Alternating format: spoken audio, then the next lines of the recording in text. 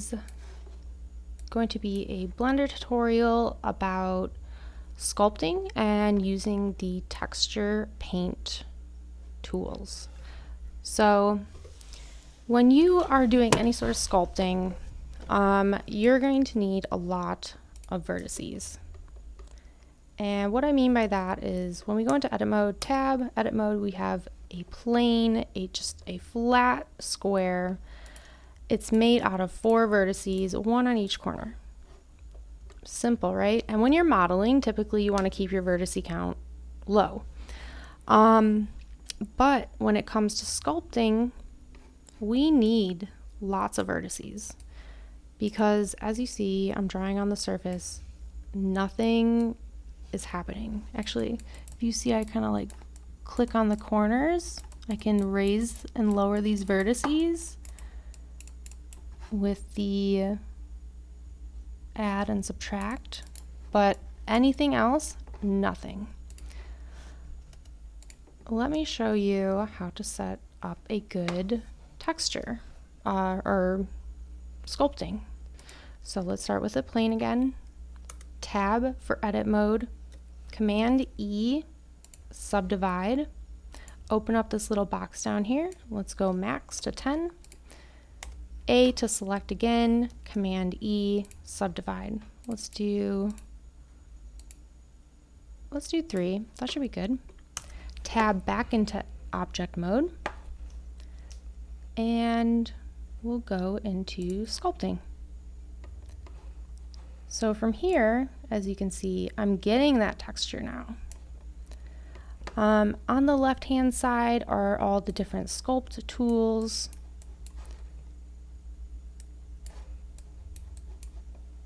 Oh, that's subtract.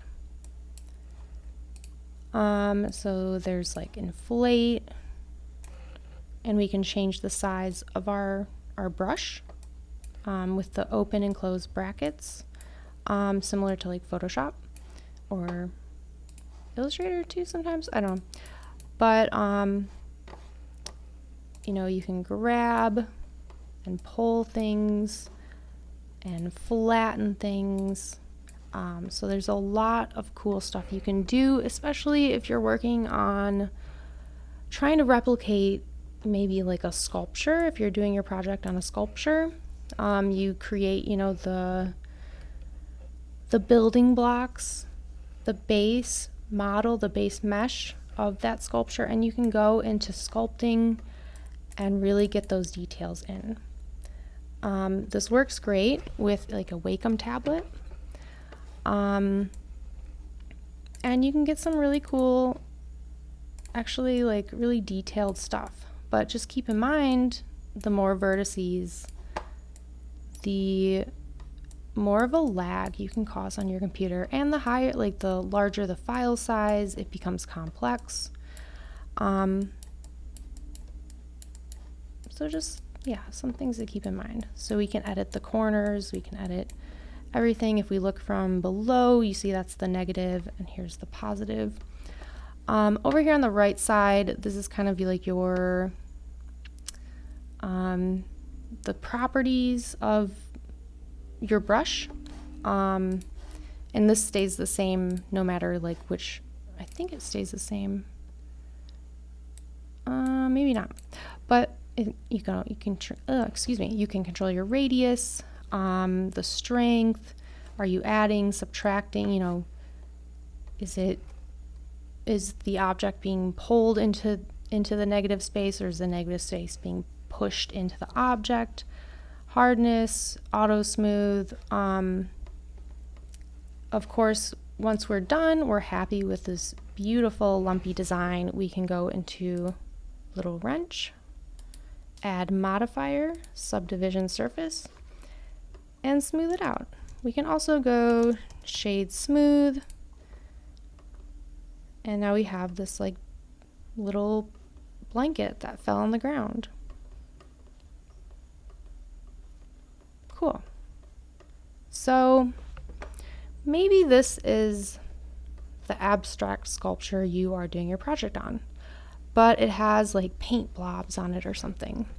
We can use the texture paint to create or replicate that, or just like add paint to it, to paint directly to it. So we sculpted directly on it, but now we're going to paint directly on it. First thing you're going to do, go into tab for edit mode, A to select everything. And then what is UV? Yeah, just U for UV unwrap. Okay. Now down here, I'm going to, actually let's start and give it a material. I can tab out back into object mode, give it a new material, go into my shader editor, and actually I have to go to image editor first, create a new one called surface paint. Okay. Back into shader editor, Shift A, texture, image texture, and boom. Okay. So we have a image which we created in the image editor, just a new image, attached to our texture, our material, and now we can go over to texture paint. So automatically it looks like it pulled up my surface paint image that I have connected. And I should show you going into viewport shading, there's that all black image.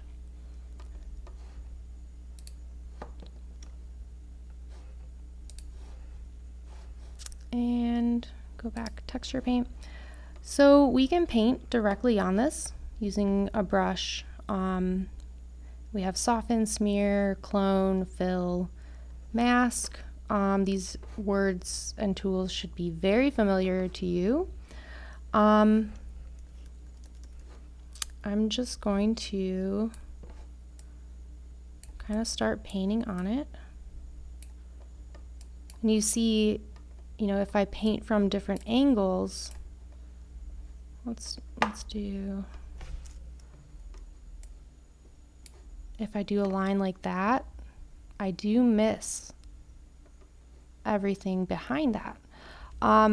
So just keep in mind of your 3D texture, you can paint directly on here or on the object, or directly onto the, you know, image texture or the object. So, you know what? I'm feeling kind of ravioli inspired.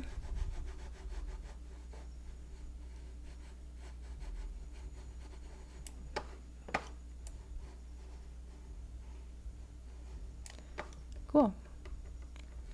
Let's go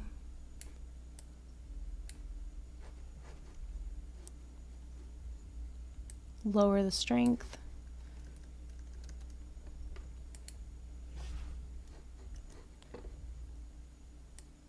Even more. And you do have these, the blend modes that you have in like Photoshop, Illustrator. You guys should be very familiar with these. Let's go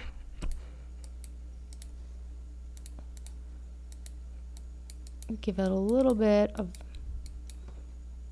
I don't know, less boring, just plain ravioli. Something like that.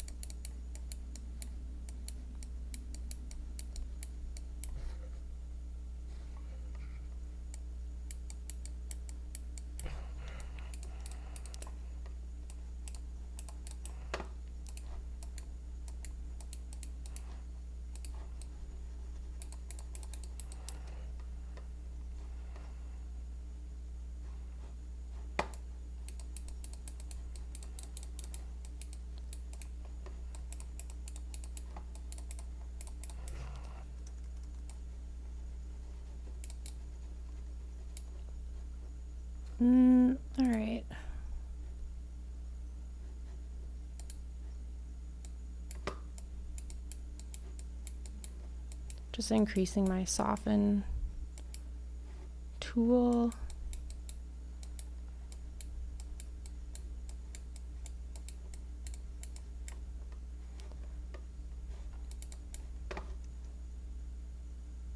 And I don't know. I'm not unhappy with it, but it's, you know, this is just a quick demo to show you how to use the tool.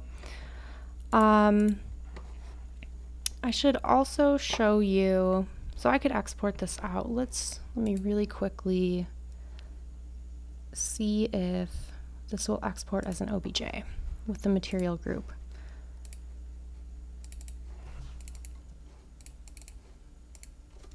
Ravioli. Open up Arrow.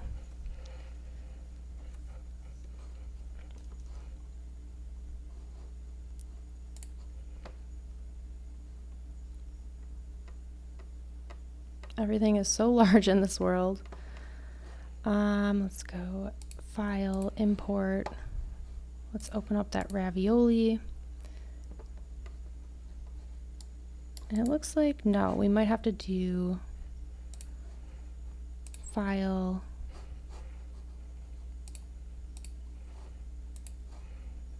File, Export, GLB.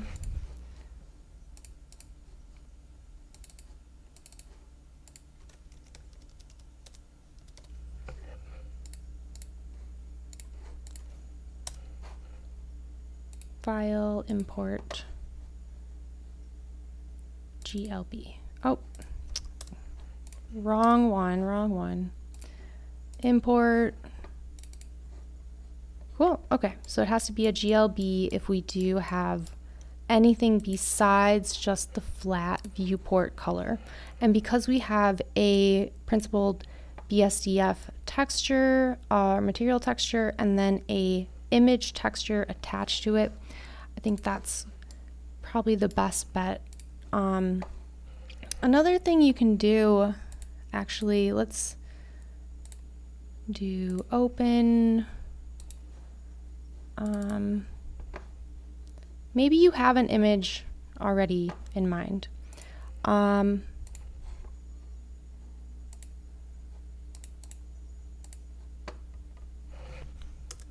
So I have just replaced,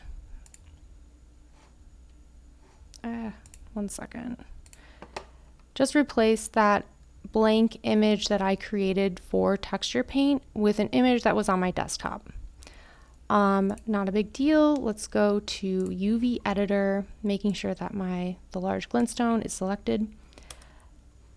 And in edit mode, so with all my vertices viewable, select A, and well, actually we'll do it in here in the UV editor. And we can scale it up and down. As if you see I scale the ravioli, the ravioli shape up, the image will repeat itself. But if I scale it down, down into the texture will take up the entire ravioli. This is really nice if you have if you've scaled images or like certain parts of images that you want to use. Maybe we only want to use, you know, this part of the image, not any of this. And of course we can R rotate, S scale, G grab, and move it around like that. But we can also grab select vertices and move them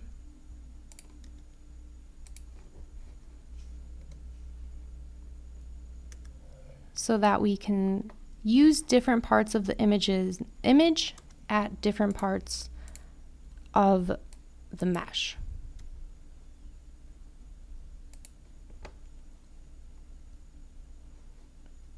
I think make it separate.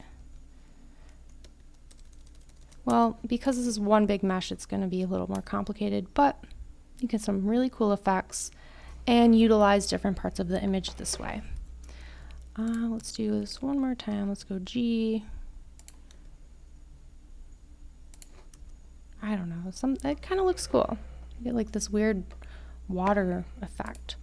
So again, we'll export as a GLB. Let's call it glintstone ravioli.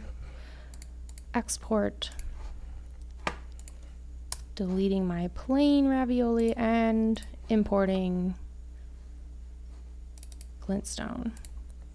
So image texture has been attached. Of course, like this is a very pixelated, low res image, but still.